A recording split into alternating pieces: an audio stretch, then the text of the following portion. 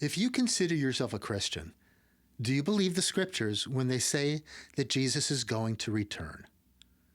And if so, how do you picture that return? Do you imagine the same Jesus of Nazareth floating down from the sky on a cushion of clouds? Or do you think of some other supernatural event? Maybe he'll come back in a spaceship. Or do you believe that he will be born of a woman like the first time? Now, before we explore his return to earth, let's first consider his departure. Acts chapter 1 tells the story of Jesus' ascension. Most translations say he was taken up. The Greek word behind that, analambano, does mean to be taken up, but the meaning of the event is not necessarily a skyward motion. The letter to the Philippians, chapter 2, helps us see this. After Jesus was humbled even to death on a cross, Paul says that God exalted him on high.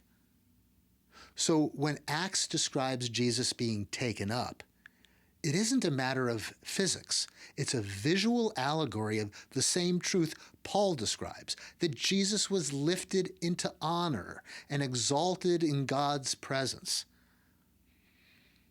Then the text of Acts, chapter 1, says a cloud took him out of their sight.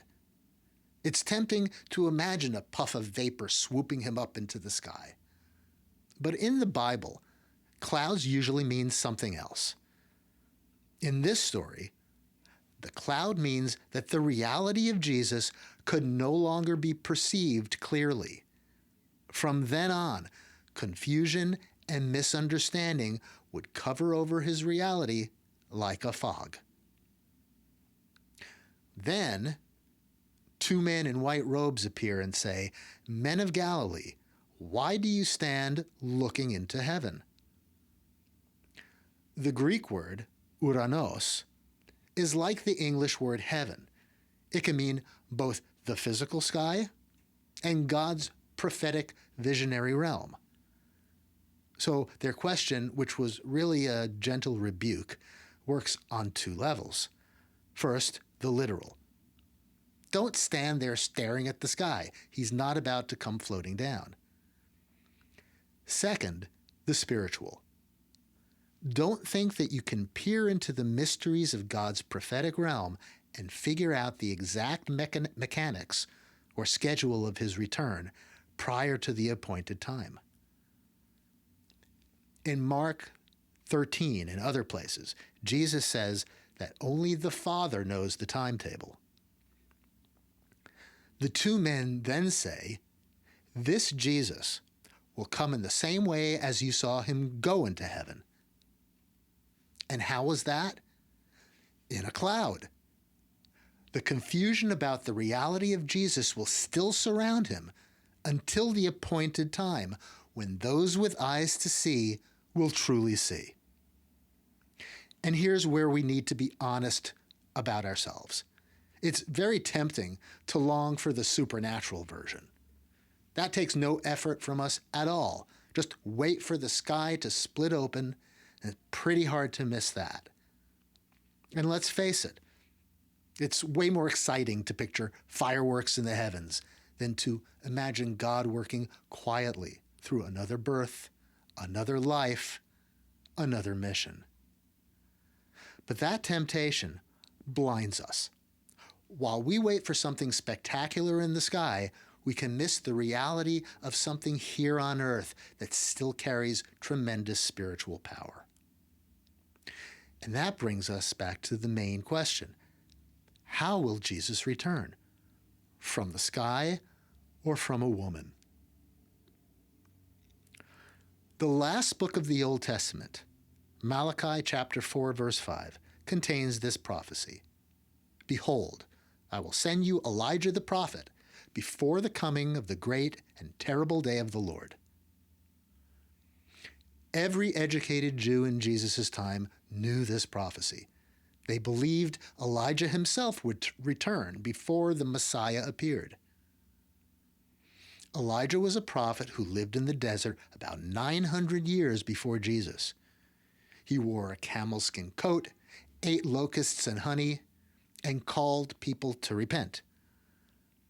The scriptures say that Elijah was taken up into heaven in a flaming chariot.